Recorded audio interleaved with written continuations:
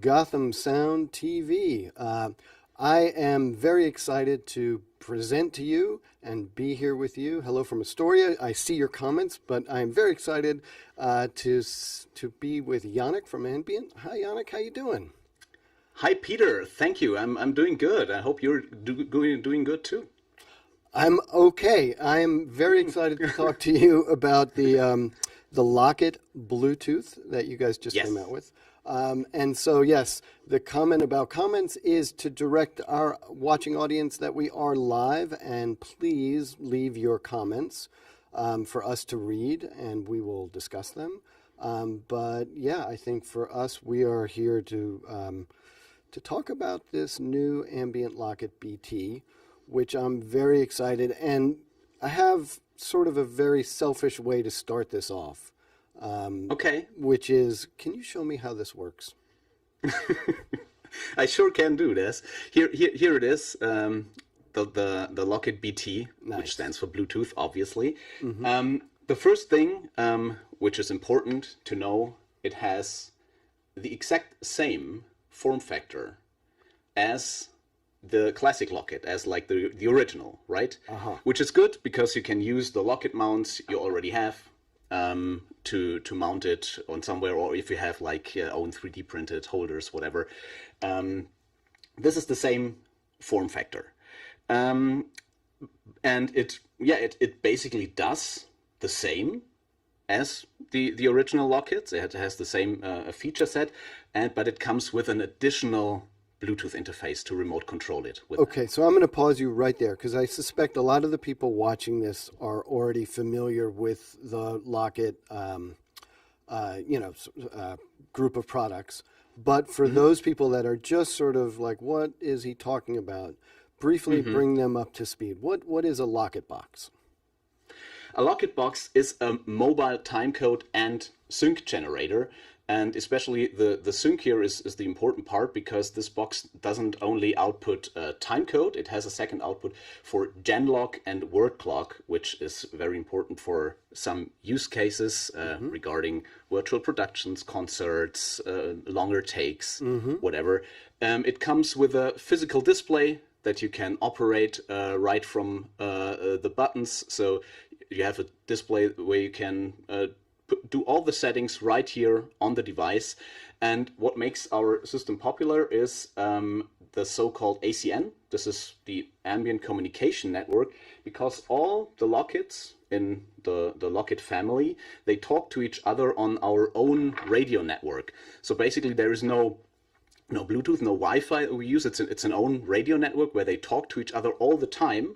And they sync to each other, they tune to each other all the time, because that's why we can really say that we have like zero drift experience during the day, because it's not only a single jam in the beginning of the day and from there they run on their own internal clocks. They're constantly saying hello to each other to be at the exact same time code. Yeah. Interesting. And that Ambient Lockit network, that runs at which frequency? It's 2.4 gigahertz. It's very low frequency. It's used in industry for to make machines talk to each other. Yeah, something like say Zigbee, but maybe your own version. It's exactly our own version of the Zigbee. Yeah. Interesting. So that means to me you prioritize range in terms of and throughput reliability. So maybe not like super high speed, but definitely reliable. I mean, it's enough for those little metadata we are transporting. But the good thing about this radio network is that it has really a long range, and you can add unlimited number of devices to it. Yeah, it's like really. You can talk to, like, if you have a big shoot, to 50 Lockits at all the time, and they are constantly tuned to each other and are in perfect sync. Very, very cool. Okay, and so previously to the BT version, how would you set things up? Previously, you would take one of those Lockits and decide this one is today my master clock. It can be basically anyone, because it's like a communication network. You can grab one of your Lockits to be the master. Got it. And then you hold the green button and start it, and then the system knows, okay, this one is today my master, and then you hold the green button for 3 seconds, and then it pushes timecode, frame rate information through our ACN to all the other devices. And the good thing is, you don't even have to turn all the devices on at first hand. It's enough to start the master and say, I'm the master in this ACN channel, and you're good to go. And afterwards, you can turn all the other devices on, and they will automatically follow. So this Got is it. As long as they're on the same channel, they say, oh, I see a master, and I'll follow that one. Right. Very cool. And so this new model now introduces Bluetooth. So how does that interact with stuff? I mean, the Bluetooth, just to be precise here, Yes. our Lockits still talk to each other over ACN. So we didn't change that, because we still believe this stable connection, this is like the real deal. But we heard a lot of people wanting an additional option to operate this. Yeah. So I mean, of course, we have the haptic device, but I can imagine it's more convenient to operate stuff from a smartphone app. So, yeah, we introduced now an additional Bluetooth interface, and the one use case, of course, is remote control it with a smartphone app. I will guide you through it in a minute. Thank you. And the other thing is that, yeah, more and more camera manufacturers, or also sound recorder manufacturers, they give the possibility to connect or to ingest timecode via a Bluetooth interface. And this is now also possible, because we have now an open API where you can connect as a third-party manufacturer and grab the timecode information via the Bluetooth interface. Yeah. Okay, so two things come to mind that I hope I'm right, but tell me. Number one, if I have an existing network already of Lockit boxes, and I like the idea of app control, I just need one of the BT Lockits, and they will work with the app and with my existing network already. That's right, right? Yeah. Okay. That's right. Yeah. If you are already in the Lockit system, you need just one of those new Lockit Bluetooth boxes. You connect your smartphone to this device, and then you will see all the, let's say, older models in the ACN radar within the app. So just one new device you need to have this advantage. Got it. Okay, that's huge. So basically, in that case, it's acting like a bridge, in a Bluetooth bridge into the Lockit network. That's awesome. And I see we're getting some questions, which I will definitely get to, so keep them coming. And then the other thing I'm hearing from you is that by making it Bluetooth being a standard, obviously, that smartphones and apps can tap into, Ambient is open to working with other app manufacturers to exchange timecode information. Is that yes, right? absolutely. Absolutely. This is a completely open documentation where you can hook on. Since the Lockit Bluetooth just came out some weeks ago, there will be some time until other manufacturers will introduce it, because there has to be some work done on their end actually to implement it. Any manufacturers you could talk about now, or is it too premature? It's too premature, but the obvious calls that people are requesting, at least, is, for example, the Visicom system with their Bluetooth capability, and Tascam recorders. That's what where we are trying to push. Yeah. Okay, and the one I had in mind, and you could just sort of wink if I'm on the right track, the Blackmagic app. Oh yeah. That's as well, yes. All right. Yeah. All right. I want to address one of the questions because it's directly relevant. Yeah. And the way we do this, just a nerdy aside, is we have a screen from Restream that consolidates all the questions, and they've changed into the most unreadable font, so I can't do the names. But the question is, as other manufacturers add Bluetooth ingestive timecode, how many cameras can connect at the same time? At the same time, about 4 or 5, I would say. Then this Bluetooth network is full, I would say. But on the other hand, that's enough because this Bluetooth thing again is it's not a continuous connection. It's a one time. The cameras they fetch the information one time, and from there on they run on their own clock, which makes the Bluetooth connection for any manufacturer that does this via the Bluetooth thing not as accurate as if you would use a cabled connection to a timecode generator constantly hooked to that. However, in some use cases, it's enough to have like a rough timecode indication. Yeah. Got it. Okay, understood. And just so I can address it now, there is a firmware feature request. I'd love to see Ambient support ISO date format, e.g. YYY, MMDD, and for user bits. All right. So that's that. Okay. If you, I hope I can make a screenshot later because I have to bring that to the the engineers. Yes. All right. But good. Sounds like you guys are open to it. So yes. What were you going to say? However, as if you were talking about the Blackmagic app, you can already use the Lockit to put timecode to your to the Blackmagic app. Because our the Lockit also supports MIDI timecode. You see this USB-C connection here? Yes, yes. And this is not only for charging, but it also outputs MIDI timecode. This is also something special to our Lockits. Yes. Compared to other manufacturers. And MIDI timecode is so you can connect it to your laptop, for example, and give timecode to your DAW if you do a music video, for example. I see.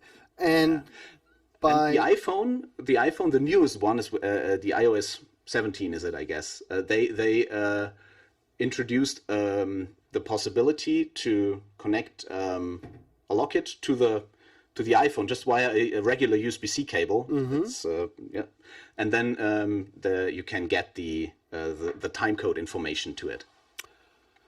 Fascinating, and I wasn't aware the Blackmagic app would read MIDI timecode and stamp the files accordingly. Is that part of what you're saying? Yeah, I mean it's basically not the Blackmagic app doing it, but the iPhone. iOS. iOS does that. They they want to make their cameras be real movie cameras. Yeah. You see a lot of advertising around that. Yes. And in the last Apple keynote in fall. It was the first time that you were able to see Lockit boxes in this presentation, because Blackmagic they introduced this Pro dock. I don't know if we were playing around with one, absolutely. Yeah, and there were Lockits attached to it, giving timecode and genlock to it. Yeah. Makes sense. So the iPhone through that dock is even it's even possible to ingest genlock there, which is pretty cool. I'm seeing some of those 3D rigs or 360-degree rigs made of iPhones. Yes. Giving genlock. It's cool. Yeah. All right. Well, we'll save the genlock discussion for the end because I definitely for those people that came here to learn how to use the Lockit Bluetooth. So walk us through this.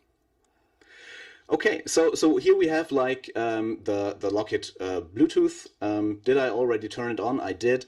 It doesn't output timecode yet. You don't see any time running. This is the same experience as if you turn on the original Lockit.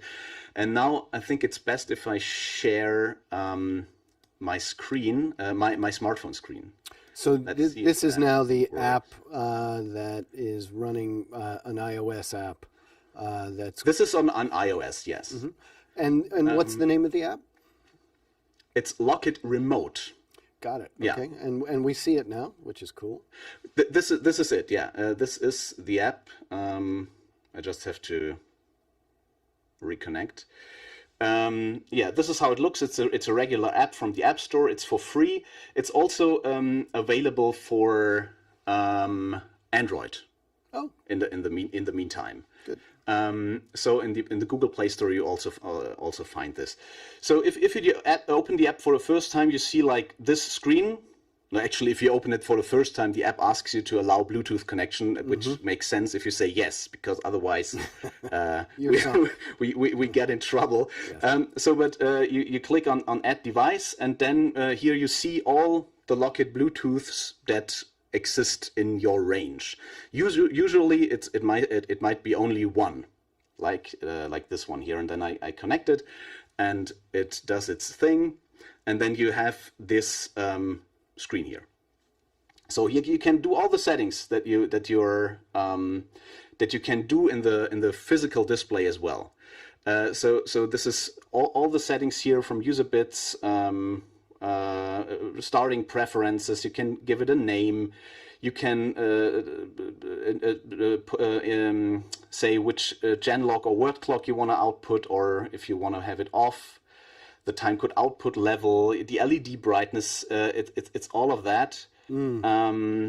What you expect from here. Also, you can say put some offset here, but this is also maybe something for later because this is getting into details here. But the basic thing I wanna tell you is you can do all the settings here. You can say frame rate, channels, user bit, whatever, and then you just say start CJam, and then it grabs it grabs the time code from the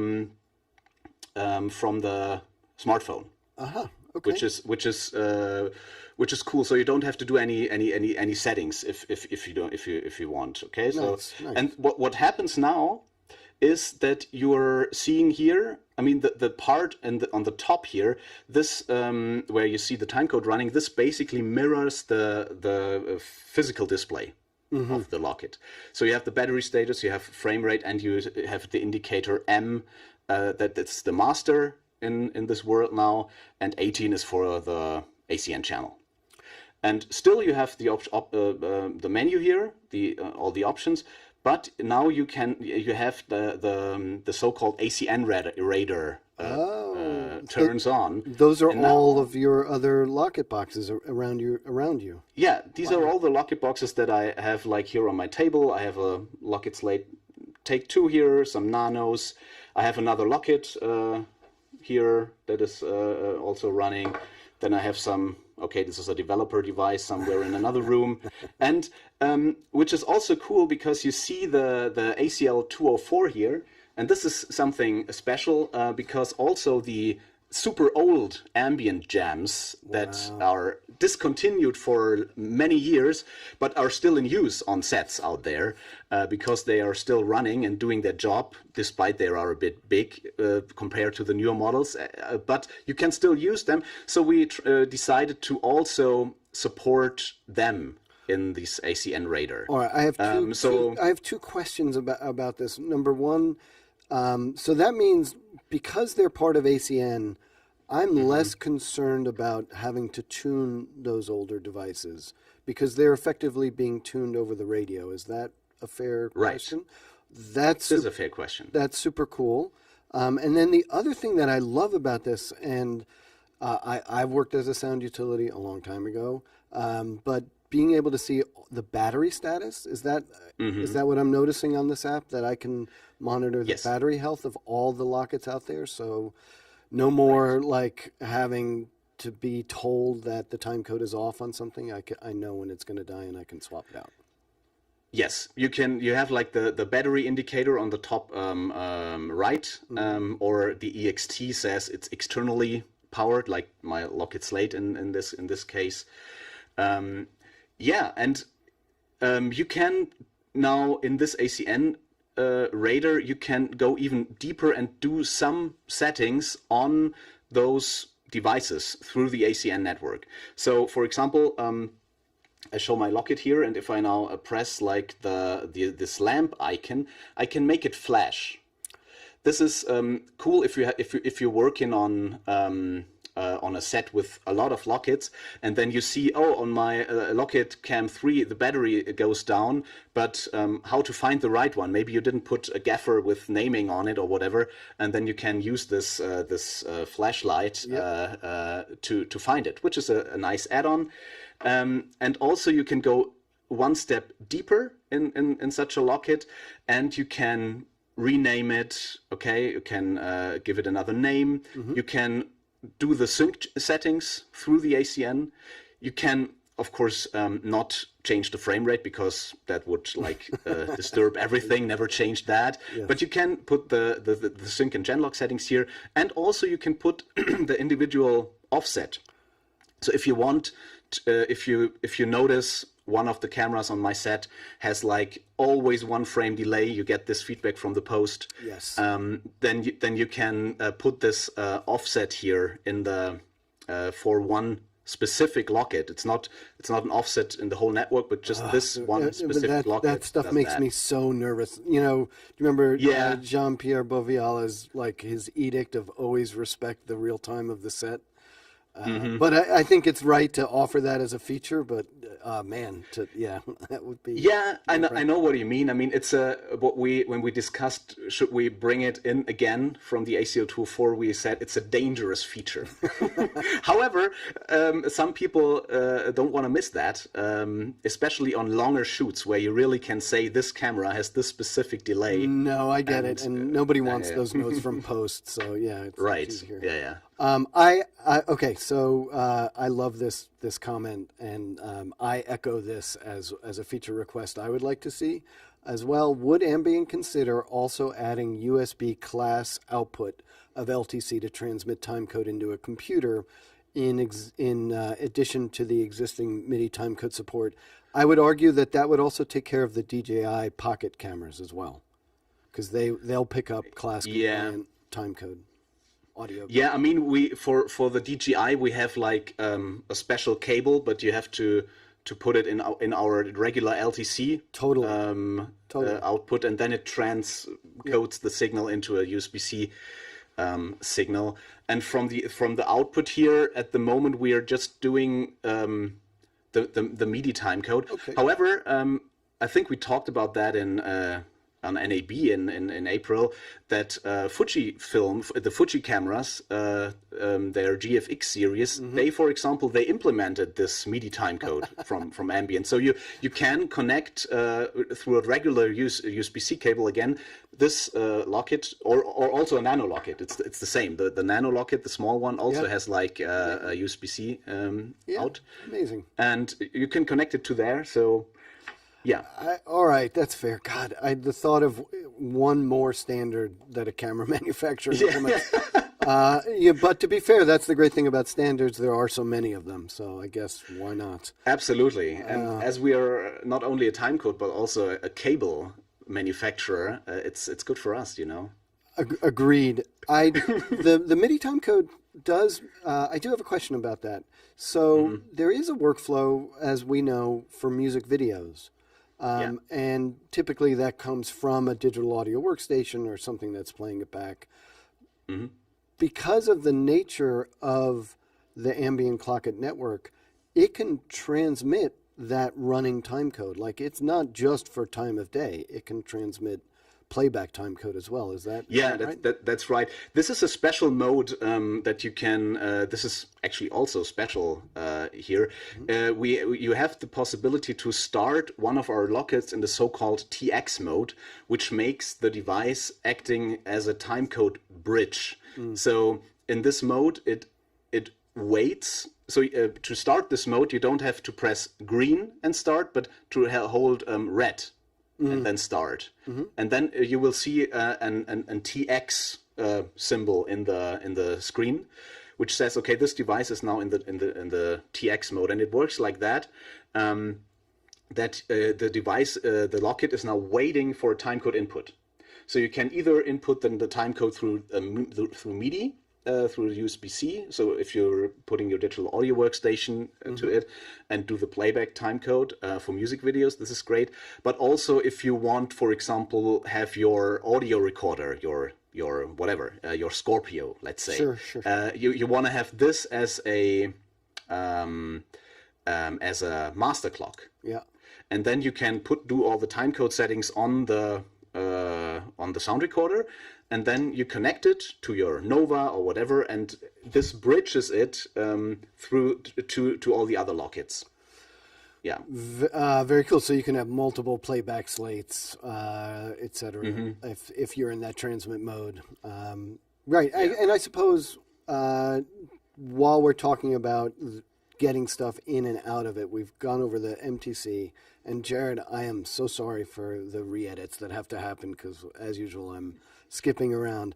But Yannic, if you could show us the connectors, the LEMO connectors on the boxes. And so those are 5-pin LEMOs. I think most of the people watching are familiar with those connectors. They have timecode in and out. But then because the Ambient can do special stuff, there's other pins that are important to talk about on those connectors. Is that right, Yannic? Yeah, I mean,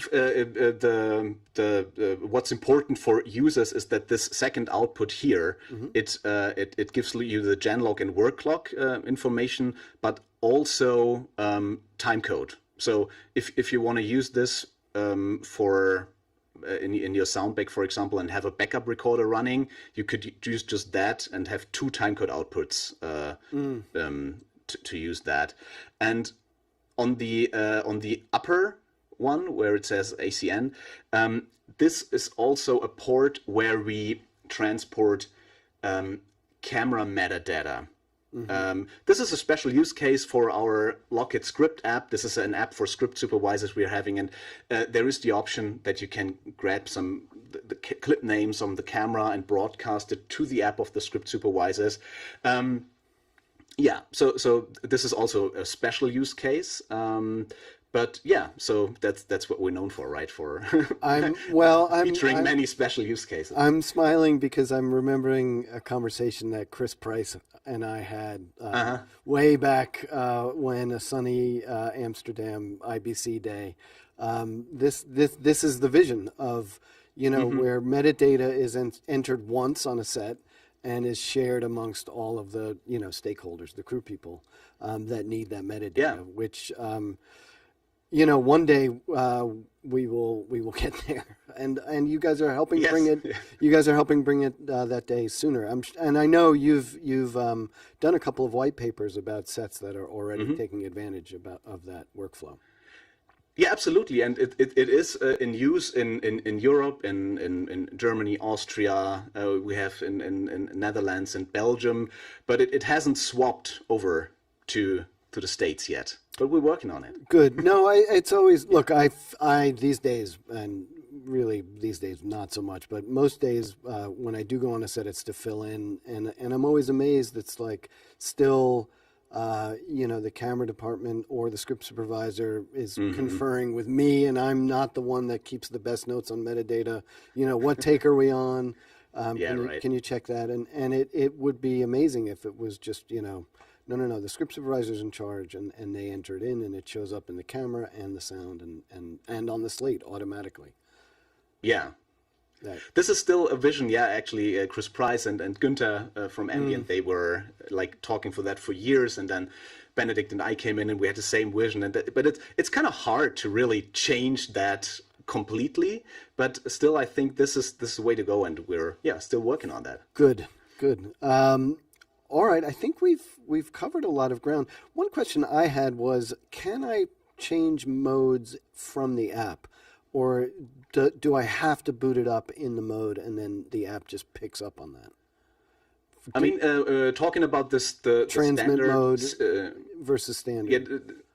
The standard CGEM mode, you can start it through the app. Just turn on the device, you connect the app, and then start the CGEM. The TX mode, which is a more rare occasion, you have to start it through the buttons. Copy. Okay. Yeah. And yeah, I do think that that's a super cool workflow. I didn't realize the MTC capabilities, to be honest. And you know, there's a whole bunch of hardware that a playback operator doesn't necessarily need. And please put in the comments if I'm way wrong about this. But if I could just go MIDI timecode out of my DAW, you know, I don't need the box that translates from MIDI to LTC anymore, because your box does that. That's amazing. That's great. All right. Anything else that we should cover? Any questions for people watching live? If you ever make a slate take 3, please switch from AA's to an NPF or other common higher capacity battery pack.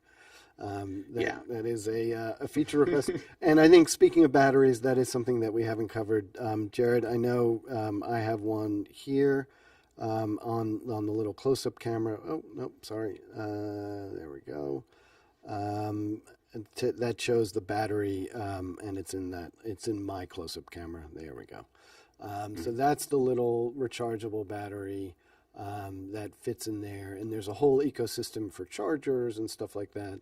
Am I correct in assuming that the Lockit box itself can act as a charger?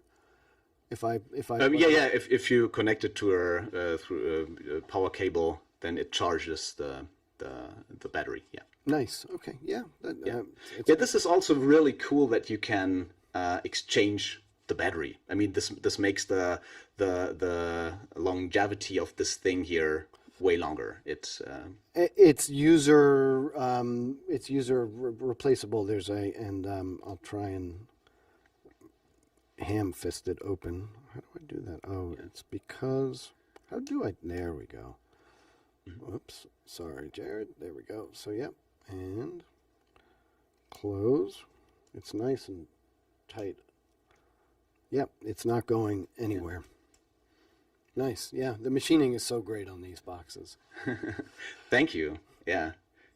Having a hard time importing those hard aluminum things to the States, but we're working on that.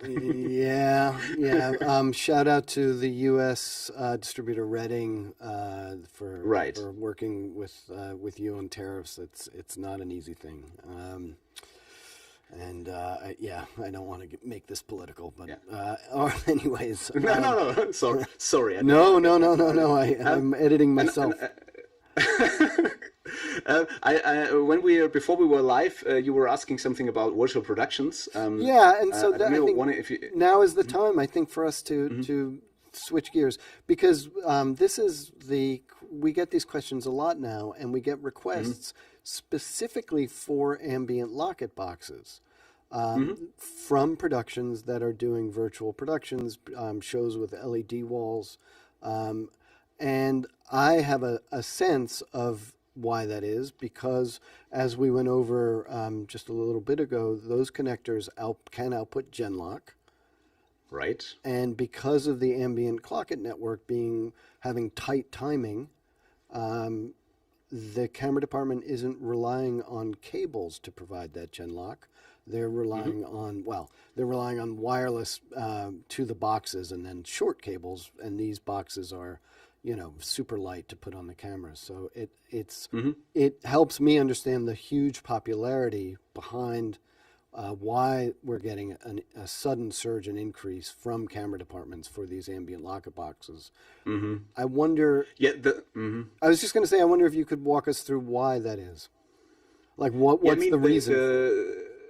The good thing at this really niche use case, but it's getting bigger, is that you need a box that does not only output genlock as a mobile genlock generator, it must also have the capability to output to set an individual offset to the camera. And when you have that, you can only we are the only ones. Right? This is good. I don't explain. I can tell you why. Yeah. The thing is, from our FAQs, I just screenshotted our an infographic. There is a whole article on how to do timecode and genlock on virtual productions on our FAQs that you can find on faq.ambient.de.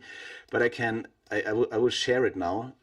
Can you see that? Yes, we can see that. Yeah. Yes. Okay. So the problem is you have like this huge LED screens that you're filming with the cameras, and whenever you were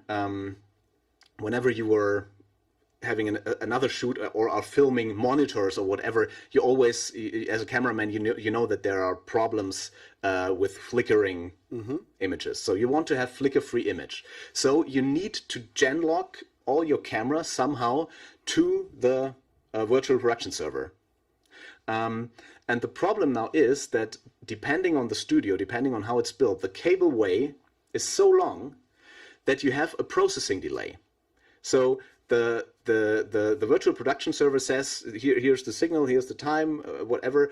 But until it reaches the camera, there are up to 2 frames delay, or anything in between. Okay, so so what they are doing in the virtual production studios is that they have like a software built in to their environment where they set an offset.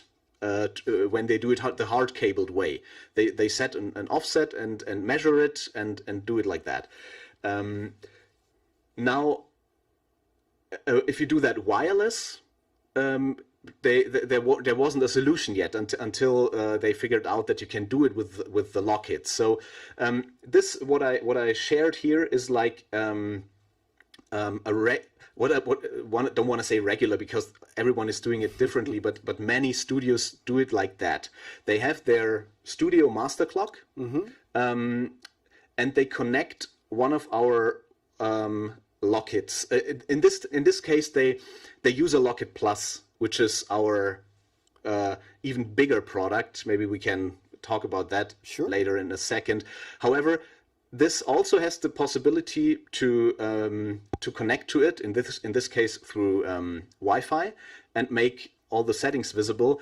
And the good thing here is that you can operate in an infrastructure mode. So you can put the Lockit Plus in the server room and connect it through Ethernet, and then you can sit somewhere and operate it from your laptop. So the Lockit Plus acts as a TX master. So you start it in the TX mode. It gets the timecode and genlock information from the studio master clock, and then it broadcasts timecode and sync through ACN to all the Lockits on the set. So, but then so this works, but then you still have this offset problem. So you have like a flicker. So what you need to do then is that you really individually for each camera try out how much offset do I need until I have a flicker-free image. And you can do that in the Lockit Plus interface just by clicking to it in a microsecond. It's like, I think it's 10 microseconds or something. So I just learned something really important. When you say offset, you're not talking frames. You're talking sub frames. You're talking sub frames. Yeah, definitely. You need to do it in really small steps. We introduced smaller steps to a firmware. I think it was 1.5 years ago, because we got feedback from the virtual production guys that they need the steps even smaller.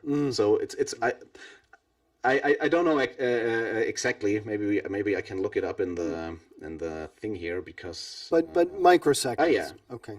It's 40 microseconds. Wow. At least in the Lockit. No, in the Lockit Plus there is even smaller steps, because for that use case. Right. So, but yeah, and then step by step for each camera, you make sure that this camera doesn't have flicker-free image, and then you have to kind of really tape something on it and say this is the Lockit for camera 3, because it just works for this camera then. Right. Because if you put that on another camera, then there's again flickering. Of course. Because it's really an individual thing for each camera. But yeah, this is a cool use case for us, because it really needs all of the specialties that our Lockit system brings and benefits from that. Yeah. Very, very cool. I have new understanding to this application and this market. So thank you for that. That's cool. Yeah. Okay. I'm trying to think of other stuff that we wanted to cover. I think we're good. Any other questions? Oh, thanks to our team for putting in the link to the FAQ that you were talking about. Yeah, so anybody can follow along. Yeah, I mean, I think that this is obviously an incredible system that people can grow with. You can start, simply with the boxes, but then you're completely ready to go into any different field that you might be required. And also, just as a sound utility, I love the idea of like not having to gather up all the boxes and jam them one by one and then check them one by one, as long as I know the batteries are fresh, which I can now see thanks to the app. As long as I have just a single box, that's a huge leap forward. So it's pretty amazing. Yeah, thank you very much. I mean, the one question we get quite often is like, what's the difference then to the Lockit Plus, our huge thing that I was talking about in this studio environment? What is the difference compared to the Lockit Bluetooth? And I mean, the one thing I already said, there's not a Bluetooth connection to it. It's a Wi-Fi connection. So the Lockit Bluetooth spans a Wi-Fi that you can individually give a password and whatever. So it's more like really your own network thing, and you can operate it in an infrastructure mode. So you can hook it as a client in a network and operate it from kilometers away. You don't want to do that, obviously, but you could. Sure. And also it has some more outputs. There's an additional LTC output on the back. Also, there is a special use case when we are talking about lens metadata. There's some VFX heavy shots still require to record frame accurately lens metadata from the /I protocol. Sure. This is also the device to do that. So, and I mean, that explains the shape of it. It looks like it fits well on the back of a camera. In a slot. Exactly. Yeah. Also, it fits good in the sound bag actually, because it doesn't hide, but it's somewhere. It was designed actually to be put in those super slots. Sleds. Yeah, sure. Yeah. But we learned that super slots aren't free in any occasion. They are always in use. There are other devices in there. But yeah. And I totally agree with these comments coming in that the Ethernet is key, because Wi-Fi is absurdly congested on set. And so, yeah, anytime you can go with Ethernet. And very important from a frequency coordination perspective, you're not adding a Wi-Fi access point. You can jump on an existing Wi-Fi infrastructure if that's what you want. Exactly. So especially in studio environments, the Lockit Plus is still the thing to go, because you have like it's better to not disturb. But if you are the regular location sound mixer, having like 3 or 4 Lockits or whatever, or 5, the Lockit Bluetooth is also a really good option to monitor your whole ACN. Sure. network. Yeah. And we did touch before we went on air briefly the different security parameters. Bluetooth is open to everybody, and Wi-Fi has the ability to be password protected. Right. You know, I think I can't imagine there'd be like a nefarious person wanting to malign the Bluetooth sync on set. But if there is like sound stages that often have multiple shoots going on. But you said there's a way that you would set the channel number at that point for the ACN protocol, at least, to keep the different ACN protocols. Yeah, sure. I mean, our ACN works on different channels, which is important, because if you're shooting next to another studio where they are also using Lockits, and if you are on the same channel, there are disturbances because the masters are competing with each other. So that's why we have like 15 different channels available where you can work on. And do those channels line up, like if I'm trying to coordinate with the camera department for their wireless focus pulling? Right. Can I kind of line them up and avoid their not step on them and they not step on us? And keep the peace. Yeah, that's right. I mean, in our manual there is like a hint which ACN channels sometimes interfere with like these remote focus things. So these are the channels that you might not use at first place. So yeah. Awesome. Well, look, I think we've covered a lot of ground. I think certainly if you viewers have more questions, you can reach out to info@gothamsound.com. And Yannic, I just got to say thank you for taking the time. Your evening at this point in Munich, yeah? Yeah, that's right. It's a quiet evening in the office, which is cool because I'm here on my own now and all the time. Thanks, Peter, for making that possible. Absolutely, I'm very fortunate to have Nate helping out and to have Jared in the cloud in Brooklyn. Thank you for watching. If you have any ideas, any questions, any sort of follow up. Hit us up, gothamsound.tv. Everybody, thanks for watching. Thank you, Yannic. Thank you. Bye-bye.